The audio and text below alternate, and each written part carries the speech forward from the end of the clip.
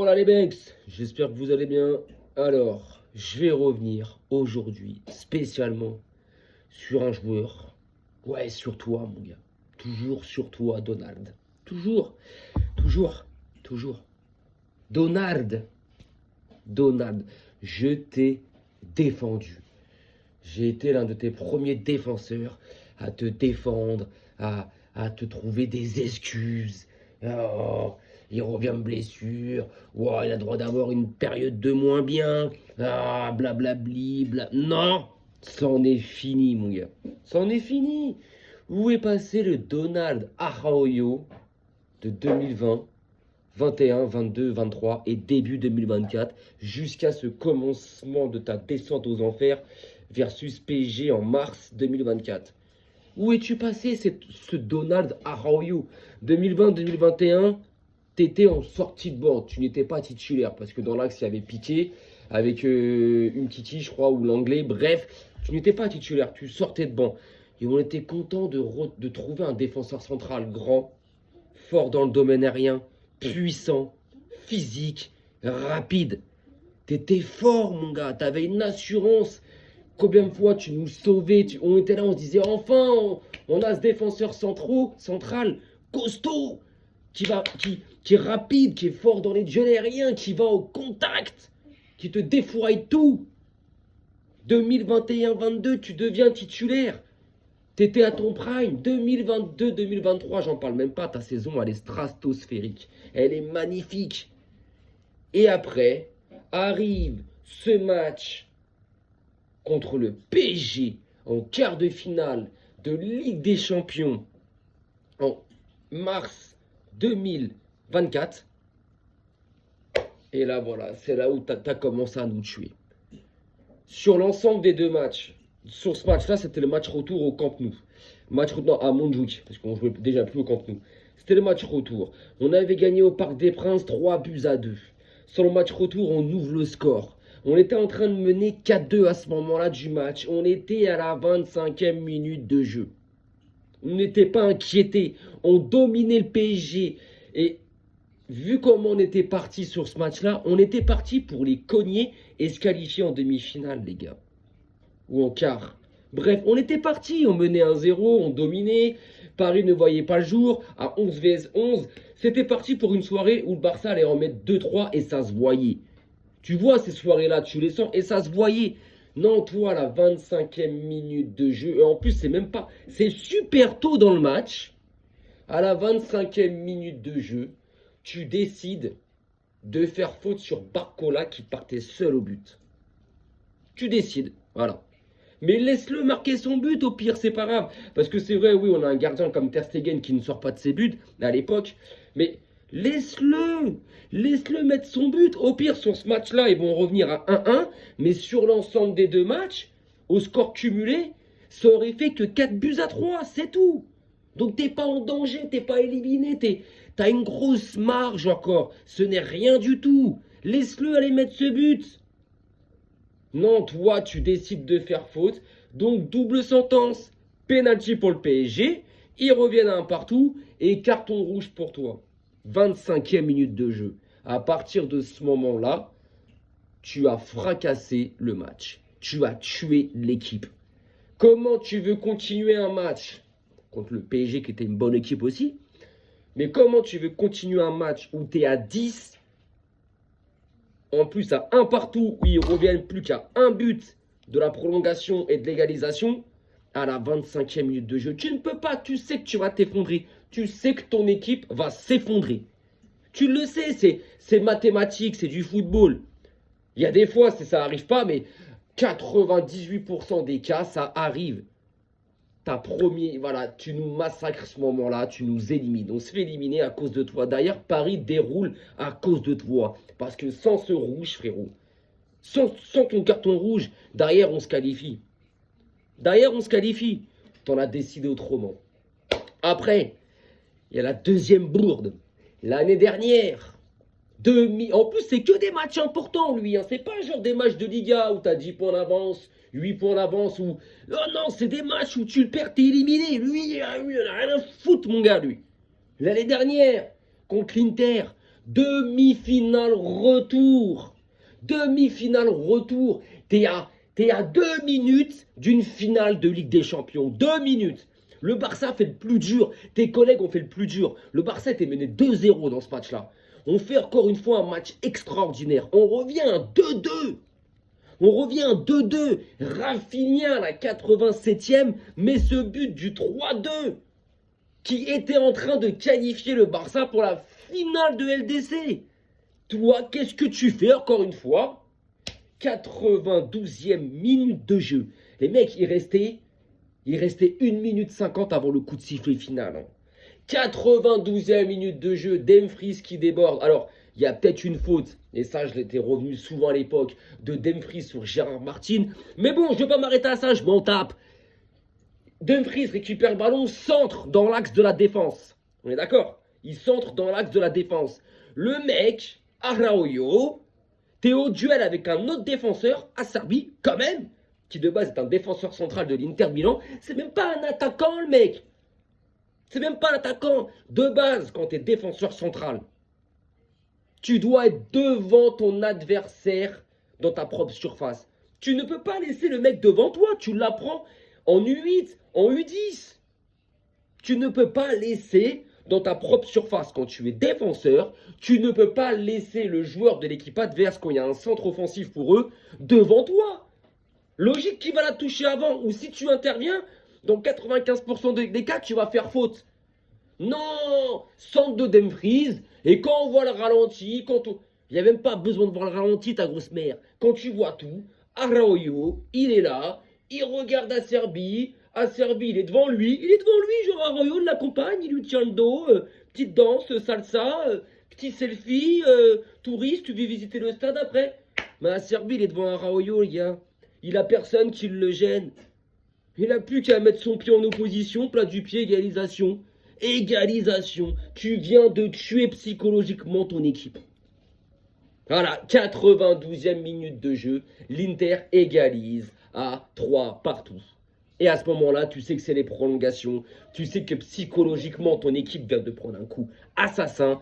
Encore une fois, à cause de toi, mon gars. C'est tout. C'est tout.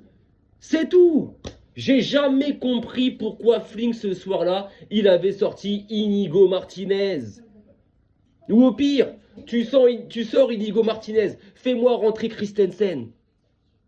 Et ce soir, hier plutôt, excusez-moi, encore une fois, qui nous tabasse le match? C'est toi. C'est toi. C'est toi, mon gars. C'est toi. Oui, ok. On joue un quart d'heure. Pendant un quart d'heure, on domine. Ferran Torres n'a pas loupé ce qu'il loupe dès la 3e minute de jeu.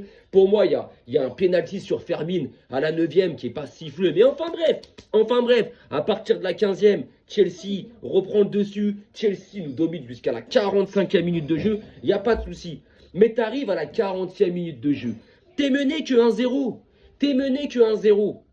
De se faire dominer sur une mi-temps ou passe à travers sur une mi-temps, ça arrive. Il y a une deuxième mi-temps derrière. Tu sais que Flick en deuxième mi-temps, il va faire entrer du Rashford et du Rafinha. Ça sera plus la même équipe. Et même, t'es mené que 1-0. T'es toujours à 11 contre 11. Il reste 5 minutes. Tu sais que tu vas tenir. T'arrives à la mi-temps, t'es mené que 1-0. T'es toujours à 11 vs 11. Deuxième mi-temps, on n'est plus pareil. Tu fais rentrer Rashford, Rafinha, t'es toujours à 11. Logiquement, et j'en suis sûr, le Barça serait revenu au score. Non, toi, à la 39e, tu sais que tu as déjà un jaune. Alors, on va revenir sur ce carton jaune, parce que c'est vrai que le carton jaune qui prend à la 30e minute de jeu pour protestation, moi, pour ma part, il m'a fait rigoler. On dit souvent, et c'est une nouvelle règle que le comité d'arbitrage de l'UEFA et de la FIFA ont mis en place cet été, c'est au capitaine des équipes de parler à l'arbitre, pas aux autres. Là, c'est lui qui est venu parler à l'arbitre à la 30e minute de jeu. C'est lui qui est venu parler à l'arbitre. Et la discussion n'était pas houleuse, c'était une discussion basique. L'arbitre, je lui mets un carton jaune. Je suis désolé, mais tu prends Enzo Fernandez, dans le match, 10 fois, il a fait des protestations au niveau de l'arbitre. 10 fois, il n'a pas pris de jaune. Par contre, à Arroyo, tu lui mets son jaune. Donc voilà, ce premier jaune, pour moi, est contestable de malade. Mais carrément, même, carrément, mais carrément. T'es capitaine, de base, c'est à toi. T'es autorisé par l'UEFA et les instances à discuter avec les arbitres, mais tu prends quand même ton jaune. Mais bon, passons. Et 9 minutes après, Tu sais que tu as un carton jaune, tu vois Cucurella qui part. Mais laisse-le, accompagne-le, utilise ton cerveau. Cucurella est sur la ligne de touche. Il n'est pas encore rentré à l'intérieur. Tu sais que tu as Koubarsi, Garcia qui revient et tu as Baldé qui va revenir de son côté pour fermer l'axe. Nous sommes d'accord. Toi, si tu accompagnes Cucurella, il va pas avoir le choix de partir aux abords de la surface pour centrer. Et dans ton axe, tu as tes autres défenseurs qui seront là. Donc, tu n'as pas de mise en danger directe. Non, lui, il est arrivé, il a arraché la daronne de Cucurella. Il y va arracher les deux jambes. Bah ouais, mon gars, bah deuxième jaune, carton rouge. Voilà. Bravo. Bravo. 39e minute de jeu, à 5 minutes de la mi-temps. Voilà. Voilà, les gars, voilà. Donc là, tu sais qu'à partir de ce moment-là, le match ne sera plus pareil. Voilà, et ben c'est ce qui s'est passé. Moi, à partir de ce moment-là, j'ai dit, allez, 3-4-0 pour Chelsea. Ça m'a pas choqué. J'ai dit 3-4-0 pour Chelsea.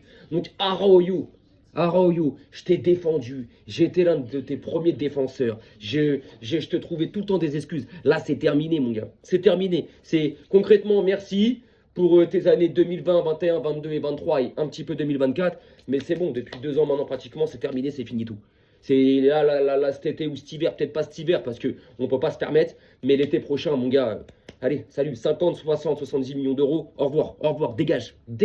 Je te livre s'il faut. Je te livre. Je te mets dans un carton, je prends un jab, on y va si tu veux. Je te mets dans un fret et tu te casses, frérot.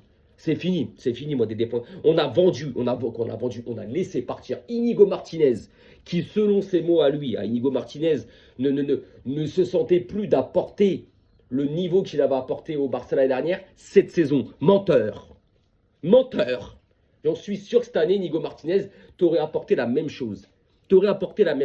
Mais enfin bref, on a laissé partir Inigo Martinez, notre meilleur défenseur central l'année dernière, la saison dernière, et sûrement l'un des top 2, top 3 en Europe l'année dernière, pour garder Arroyo. C'est sincère ça, les gars. Deco, t'es content? T'es content, Deco, là? On a laissé partir notre meilleur DC sur la saison dernière entière et un top 3 en Europe pour garder Arroyo, l'assassin terroriste. Même Daesh fait pas mieux, frérot. On a laissé partir ça. Donc Arroyo, ça m'embête parce que c'est un mec, tu sais très bien que c'est quand tu vas le laisser partir parce qu'on va le vendre. Après, attention, hein, quand on voit les décos et tout, ils aiment bien aller à l'encontre de ce que les supporters veulent. Mais enfin bref, c'est un mec, tu sais très bien. Il a que 24 ans, Arroyo, 25 ans, donc il est tout jeune.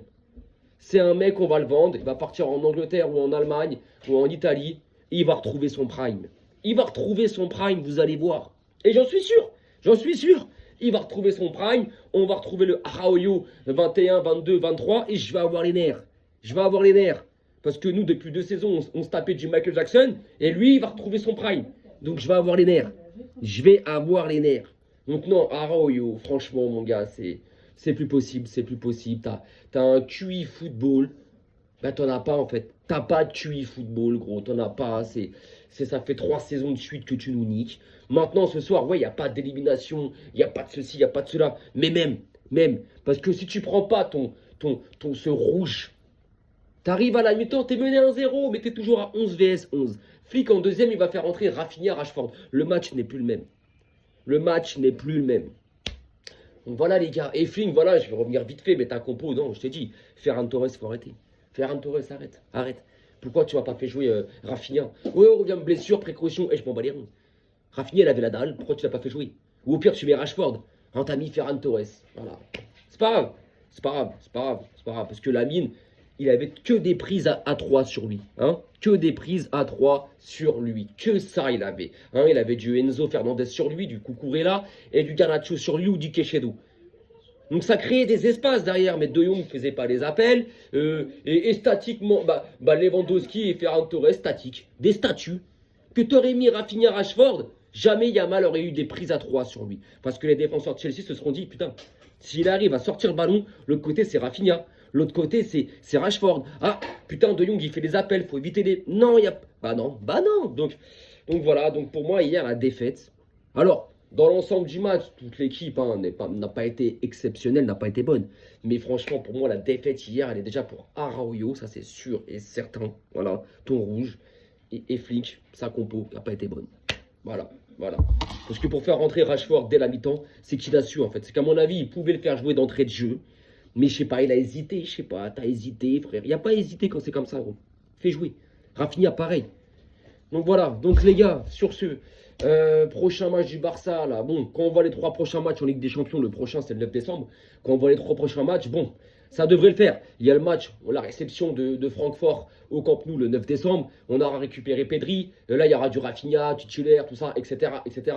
Là je pense qu'on aura un autre Barça, comme Flick hier, il a dit en conférence de presse, je peux vous assurer que là, à partir d'aujourd'hui, on va voir un nouveau Barça. Je te fais confiance, je te fais confiance. Me trahis pas frérot, ne me trahis pas. Enfin bref, donc, prochain match en Ligue des Champions contre Francfort à domicile au Camp Nou le 9 décembre. Je pense que ça va faire 3 points.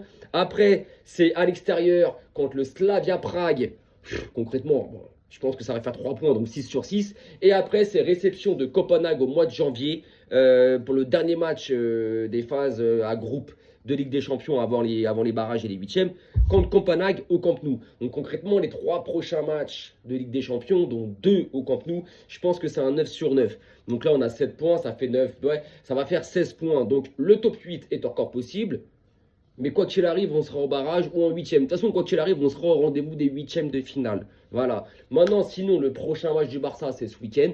Je ne sais plus si c'est samedi ou dimanche. En tout cas, c'est ce week-end. Au Camp Nou contre Alaves. Bon, là, je m'attends à... Ça va être une victoire et tout. Je pense que les joueurs, ils vont vouloir un petit peu de se venger. Pas de se venger sur Alaves, mais ils vont vouloir... Voilà, faire une meilleure prestation devant les supporters au Camp Nou et tout contre Alaves. Donc ouais, ce week-end, je pense que le Barça, ça va gagner par un gros score et tout. Et en plus, on joue avant le Real, donc leur mettre une pression parce qu'eux, ils se rendent dimanche soir à 21 h à Gérone. Par contre, ça, le Real, j'ai cramé un truc. Ils jouent jamais à 16 h eux. Nous, les matchs qu'on joue à l'extérieur le dimanche, on les joue toujours à 16 h 15. Le Real, non, eux, c'est 21 h. Bref, même sur ça, ils sont avantagés. Mais enfin, bref. Donc, voilà, je ne m'inquiète pas sur ce week-end et tout. Mais voilà, donc, ça sera le prochain match, donc, ce week-end. Le Barça, c'est samedi. Je ne sais plus c'est à quelle heure. Je crois que c'est à 16 h ou à 19 h 30 ou à 21 h. Je ne sais plus, j'irai voir. Mais je sais que c'est samedi. Mais voilà, donc, Araujo, mon gars. Merci pour tout. Mais au revoir. Dégage. C'est fini. Tu peux plus. Tu peux plus. Oui, il y a des matchs où tu vas apporter, tu vas faire du bien, mais non, dans les matchs importants de la saison, tu nous flingues depuis 3 ans, gros. C'est bon, c'est bon, c'est bon. Allez, les gars, sur ce, oui, il y a une petite parenthèse, une parenthèse là pour les supporters de Chelsea et les haters du Barça. Estevao, plus fort que Yamal. Les mecs, sortez-moi une saison d'Estevao. La même que Lamine Yamal l'année dernière et la saison d'avant. Il n'y a pas. Ok.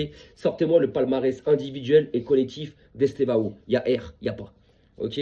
Donc, calmez-vous. Calmez-vous, les gars. Calmez-vous, les gars. Calmez-vous, hein, les mecs de Chelsea avec Estevao et avec votre équipe. Calmez-vous. On verra au mois de mars où vous êtes. On verra Estevao, il sera où. Parce qu'en attendant, Yamal, c'est l'année dernière, c'est triplé. C'est champion d'Europe avec l'Espagne. Individuellement, il a pris là les trophées. Estevao, t'es encore personne. Hier, bravo à toi et tout, mais bon, ces gens-là, ça parle beaucoup. Et mon mois de février, mars, avril, c'est les premiers qui vont se cacher, que tu vas plus entendre, qui vont faire les fantômes. Et non, nous, on n'a rien dit. Eh frère, j'ai pas oublié le 25 novembre. Je l'ai pas oublié, frère. Et je serai là. Ah, je serai là. Donc voilà, les gars, donc sur ce, je vous souhaite un bon mercredi. Profitez. Force pour ceux qui sont au boulot. Ce soir, il y a d'autres matchs de Ligue des Champions. Je jetterai un coup d'œil sur les résultats. Parce qu'il y a des sacrés matchs. Ce soir, il y a surtout un Arsenal-Bayern Munich. Il y a Paris qui joue, tout ça. Donc voilà, les gars. Bonne journée à vous. Et je referai une vidéo, je pense, demain sur les matchs de ce soir. Je reviendrai sur les matchs de ce soir demain dans une vidéo. Et puis voilà. Arrivederci et Visca el Barça, toujours.